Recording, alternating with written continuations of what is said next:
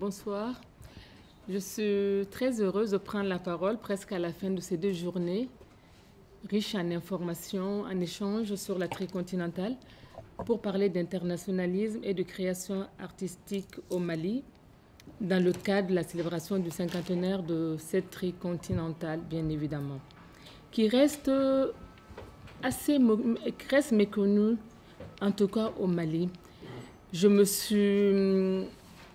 suis amusée à faire une petite enquête, à aller voir des anciens étudiants maliens formés à Cuba à la fin des années 60, au début des années 80. Et lorsque je suis arrivée, parlant de tricontinental, je me croyais à un terrain conquis, mais là j'ai découvert que ces étudiants n'en avaient pas entendu parler.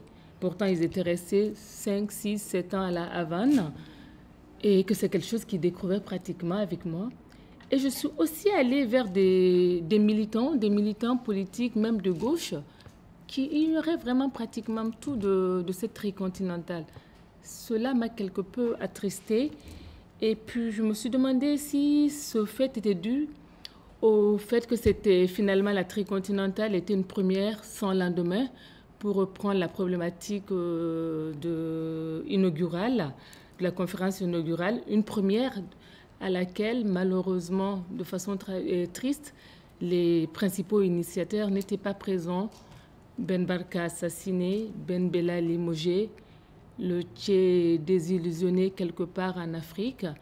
Et je pense qu'il va même écrire ou va créer son désespoir dans un livre intitulé « Cette année où nous n'étions nulle part ». Et je trouve qu'il y a quelque chose de bouleversant dans ce dessin contrarié de la tricontinentale, quelque chose de bouleversant qui m'a beaucoup interpellée. Je ne sais pas, je pense que ça interpelle plus d'un aussi par rapport à cette histoire de la tricontinentale. Mon propos va être plutôt un témoignage de l'impact de l'esprit internationaliste sur la création artistique aujourd'hui, c'est-à-dire la place de la solidarité, de la fraternité, du partage dans l'organisation et la structuration de la scène artistique contemporaine au Mali.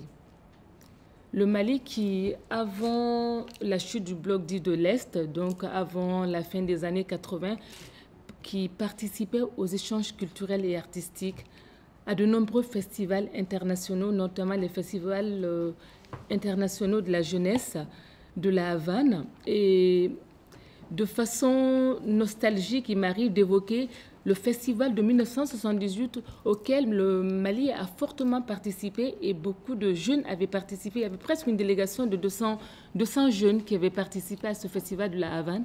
Aujourd'hui, 40 ans après, ils en gardent un souvenir ému de la présence extraordinaire des artistes venus de partout d'Afrique, de l'Amérique latine, de l'Asie. Donc ce Mali, effectivement, je vais vous parler de la scène créative de ce pays. Aussi le Mali qui, pendant de nombreuses années, jusqu'à la fin encore des années 80, envoyait énormément d'étudiants se former, des étudiants boursiers se former dans ces pays dits du bloc de l'Est et à Cuba, et notamment dans les métiers artistiques de l'art. La Yougoslavie, l'ex-Yougoslavie, a formé beaucoup de Maliens dans les métiers du textile. L'artisanat le textile a été vraiment... la Yougoslavie a contribué à la formation de beaucoup de personnes ressources aujourd'hui. À Cuba, beaucoup de dramaturges, de musiciens, énormément de musiciens maliens. La première génération de musiciens, d'ailleurs, a été formée à Cuba. Et aussi l'URSS avec les cinéastes. Mais je signale quand même que cette coopération, même après la chute des démocraties populaires, cette coopération au niveau de la formation a quand même continué. Peut-être sous une autre forme, parce qu'aujourd'hui à Bamako, nous avons une école de formation au métier de l'art et de multimédia, le Centre Bala Faseke, qui a été vraiment initié avec des formateurs cubains. C'est-à-dire que les Maliens, les artistes maliens se sont assis autour d'une table, ils ont discuté de ce projet d'école d'art au Mali avec les Cubains. Et ensuite, les Cubains sont venus, bien entendu, participer à la formation des étudiants, à la formation des formateurs. Et autre chose aussi que je vais signaler, c'est que vous allez voir tout le long de mon développement que les mobiles de la scène créative au Mali évoluent de façon chronologique. On a l'impression qu'à chaque période, il y a une vision différente, un projet différent pour lequel il faut se battre. Du coup, on va peut-être commencer par les années 60, l'année 1960, qui est l'année de l'indépendance du Mali, mais aussi de bon nombre de pays en Afrique. Et il y a un paradoxe, j'ai intitulé cette partie introductive « Le paradoxe des années 60 ». Qu'est-ce qui s'est passé dans ces années-là? En 1960, le Mali devient indépendant et en 1961, notre président, qui était vraiment très internationaliste, le président Modibo Keïta, leader du RDA, a participé au sommet des non-alignés à Belgrade. C'était vraiment une présence très marquée du Mali, des Maliens, en affirmant les idéaux vraiment de fraternité, de solidarité, d'amitié entre les peuples. 2 ans après, c'était à Addis Abeba, en 1963, autour de la création de l'OUA, donc du panafricanisme, où ces mêmes idéaux ont été réaffirmés, fraternité, solidarité, partage. Mais sur la scène artistique, c'est tout autre chose qui s'y passe. C'est tout autre ce qui s'y passe parce que les artistes étaient dans une reconquête du passé glorieux du Mali. On sortait de la colonisation et le patrimoine culturel artistique avait été quelque peu malmené par le colon. Il y avait une volonté des artistes, des créateurs de se réapproprier ce patrimoine. Et donc l'art va servir d'instrument de conquête, de réhabilitation vraiment du pays. Et du coup, les artistes vont être vraiment dans une posture nationaliste. Paradoxe, parce que au même moment, sur la scène internationale, les scènes internationales, les leaders politiques réaffirmaient ces valeurs internationalistes, mais pendant ce temps-là, dans le pays, les artistes créaient, concevaient différemment. Et c'est dans le domaine de la musique, c'est à ce moment-là l'ensemble instrumental du Mali a été créé et qui avait pour objectif principal, on le voit vraiment à travers son répertoire, magnifier le passé impérialiste du Mali. C'est-à-dire le Mali des grands empires, le Mali qui était fier avant l'arrivée des colons français. Il y a aussi au niveau de la littérature, les premières œuvres, les premiers livres de ces années 60, c'était vraiment, on parle de nos traditions, de nos vieilles traditions, on oublie cette parenthèse malheureuse de la colonisation. J'ai vraiment voulu appeler cette partie le paradoxe des années 60. Mais ceci dit, quand même, il y a une exception, c'est que Cuba était là et que la formation a continué. Les nouvelles autorités se sont quand même rendues compte qu'il y avait, bien que l'ensemble instrumental ait été mis en place, qu'il y avait quand même des lacunes au niveau de la formation. Donc, Cuba a été sollicité pour former les musiciens maliens. Donc, un groupe de musiciens, de jeunes, vont se retrouver donc à La Havane au tout début des années 63. Et de cette expérience-là, de cette formation, quelque chose d'extraordinaire va en ressortir. Et c'était un groupe intitulé Las Maravillas du Mali, les merveilles du Mali. Et ils avaient comme leader Bonkana Maïga, qui est aujourd'hui vraiment un maestro, un directeur musical. Et cet orchestre Las Maravillas du Mali va proposer des musiques cubaines comme le pachanga, le cha-cha, avec des accents mandingues. Et pendant des années, tout au long des années 70, même des années 80, les Maliens ont dansé au rythme de cette musique brassée, mélangée avec la musique cubaine. Donc, paradoxe, mais il y a quand même cette exception au niveau de la formation qui a donc abouti à la naissance de ce groupe Las Maravillas. Et puis, on arrive au niveau aux années 80, aux années 90, le tournant 80-90. Et là, tout d'un coup, c'est de l'internationalisme, on passe au cosmopolitisme. Et la décennie 80, la fin de la décennie 80 correspond bien sûr à la chute du mur de Berlin, les démocraties populaires qui ne sont plus là. Et au Mali, c'est aussi la fin d'une époque. Pendant 23 ans, il y a eu un coup d'État en 1968, donc les leaders progressistes, Modibo Keïta a été emprisonné, ensuite assassiné, et les militaires sont restés 23 ans au pouvoir. Et à la fin des années, au tout début des années 90, les militaires tombent et c'est l'avènement démocratique du Mali. Et cet ensemble de mouvements, l'ouverture de la fin du bloc de l'Est, l'ouverture démocratique du pays, va quelque peu donner des ailes aux artistes du Mali. Et on le note vraiment au niveau des musiciens. Dans les années 90, les musiciens maliens ont été d'une extraordinaire créativité. C'est qu'ils ne se sont pas privés d'aller à la rencontre du monde, d'aller à la rencontre d'autres musiques du monde.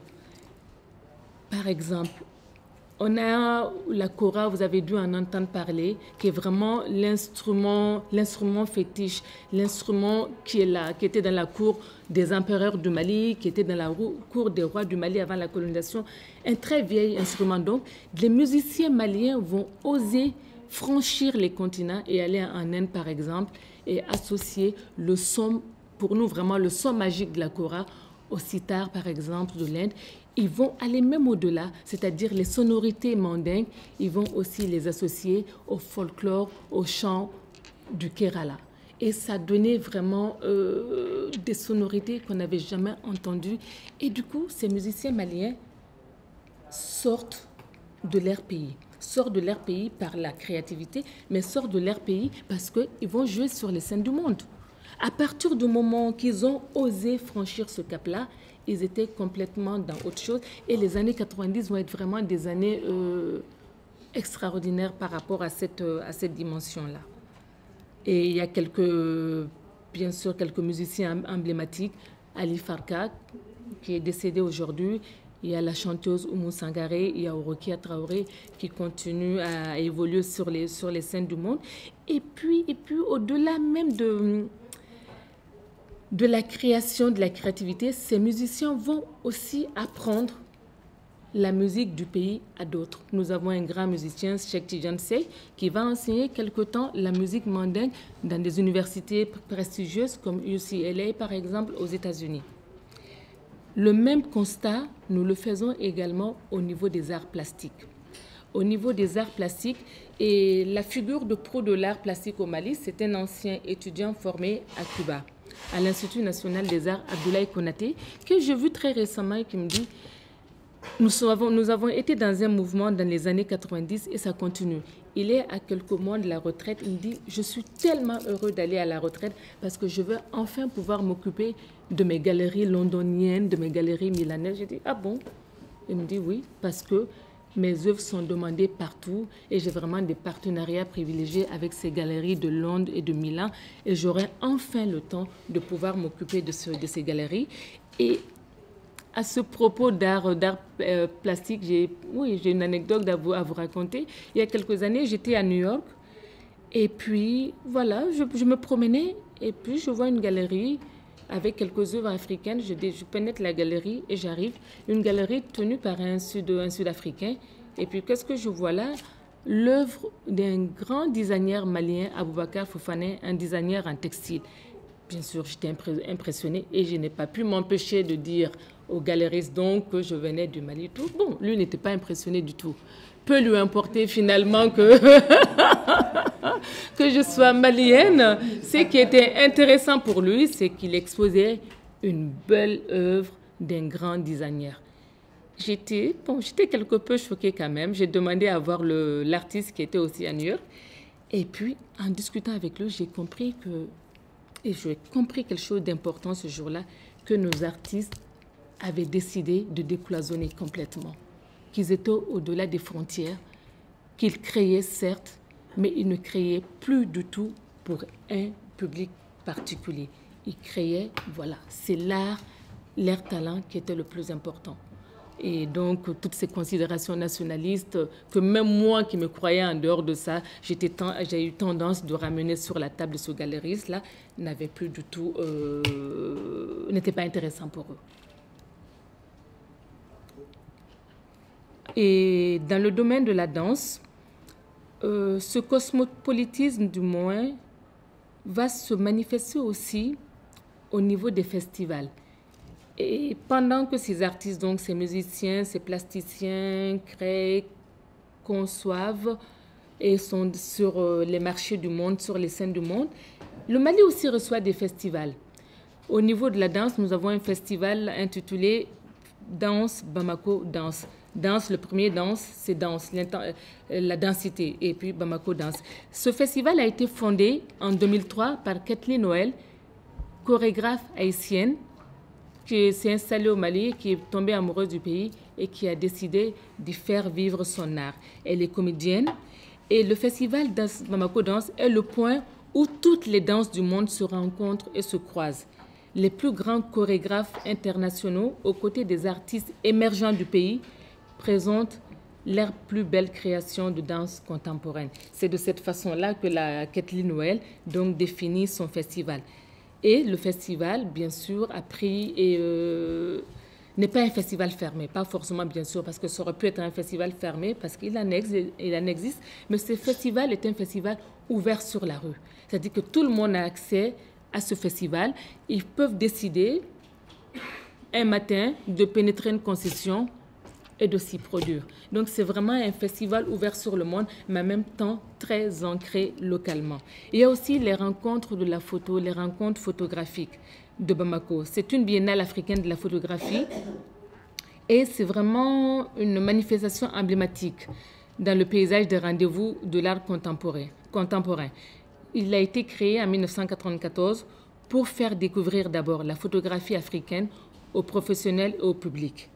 Et c'est devenu une plateforme de visibilité extraordinaire pour les créateurs d'Afrique et de la diaspora.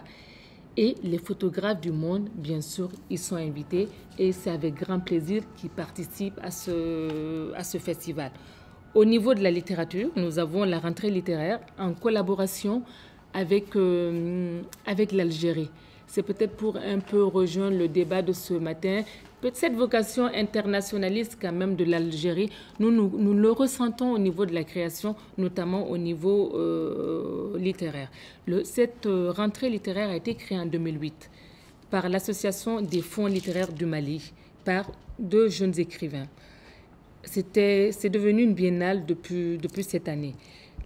Le co-directeur définit l'événement comme suit. Les différentes manifestations de la rentrée littéraire ont pour seul objectif de contribuer à mettre en lumière la production littéraire et intellectuelle en Afrique à travers la promotion des auteurs et de leurs œuvres.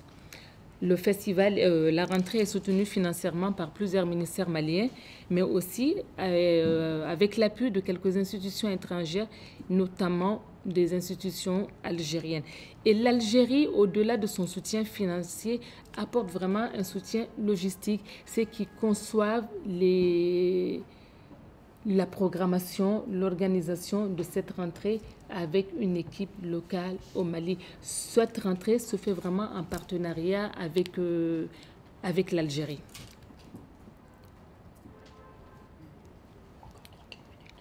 D'accord, je vais aller vite. Ça, c'est fini. D'accord. Et bon, voilà. Donc, années 90, tout début des années 2000. Et maintenant, qu'est-ce qui se passe au niveau de la création? Qu'est-ce qui se passe au niveau de la création? Encore une fois, mon propos est vraiment un témoignage. Je fais le constat, mais nous sommes peut-être plusieurs sensibles à la scène créative au Mali, à faire le constat que depuis quelques années, nos artistes sont habités par cette envie de créer par solidarité. De créer par solidarité pour davantage sentir le monde. Il y a quelques manifestations qui sont peut-être des manifestations, qui sont des initiatives privées, mais que j'aimerais mentionner rapidement.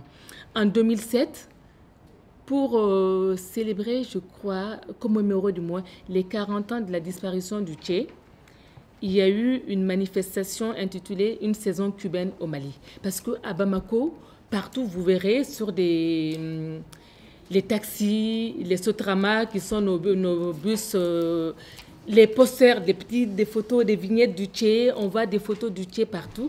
Il était important de faire quelque chose sur Cuba, mais avec l'image du Tché en avant, et ça a été une rencontre extraordinaire. C'est-à-dire la communauté cubaine présente au Mali, les médecins cubains qui vivent au Mali, les anciens étudiants formés à Cuba, et puis d'autres Maliens qui, sans connaître Cuba, sont quand même sensibles à ce pays parce qu'on sait que des Maliens ont été formés à Cuba, sont venus donc autour d'artistes animer cette saison cubaine.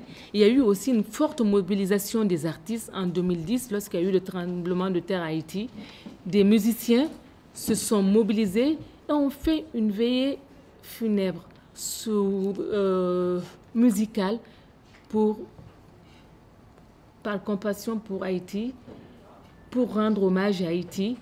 Et c'était vraiment une initiative des artistes qui veulent être encore une fois solidaires du monde. Et puis après, on a beaucoup d'autres choses, les semaines du cinéma chinois, les semaines du cinéma indien, des semaines du cinéma allemand. Encore une fois, vraiment, on est dans une logique, les artistes sont dans une logique de création par solidarité.